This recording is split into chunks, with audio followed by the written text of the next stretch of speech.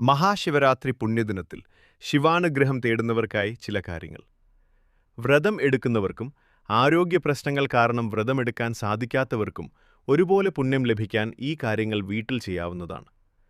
ആദ്യമായി, ശിവരാത്രി ദിനത്തിൽ വീടും പരിസരവും ശുദ്ധിയായി സൂക്ഷിക്കുക. വ്രതമില്ലാത്തവരും ഈ ദിവസം സസ്യാഹാരം മാത്രം കഴിക്കാൻ ശ്രദ്ധിക്കുന്നത് ഉചിതമാണ്.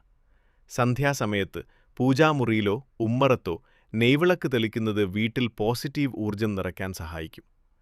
ഈ പവിത്രമായ ദിനത്തിൽ ഏറ്റവും പ്രധാനം മന്ത്രജപമാണ്. ഓം നമഃ ശിവായ എന്ന പഞ്ചാക്ഷരി മന്ത്രം ഭക്തിയോടെ ജപിക്കുക.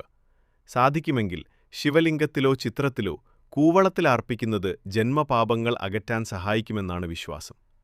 വ്രതം എടുക്കാൻ സാധിക്കാത്തവർക്ക് ഈ ദിവസം വിശക്കുന്നവർക്ക് ഭക്ഷണം നൽകുന്നതും വലിയ പുണ്യം നൽകും. അവിടെ ഭഗവാന്റെ സാന്നിധ്യമുണ്ടാകും. ഏവർക്കും ഹൃദയം നിറഞ്ഞ മഹാശിവരാത്രി ആശംസകൾ. ഇതുപോലെ ആത്മീയമായ വീഡിയോകൾക്കായി തുളസിതീർത്ഥം എന്ന ചാനൽ ഇപ്പോൾ തന്നെ സബ്സ്ക്രൈബ് ചെയ്യുക.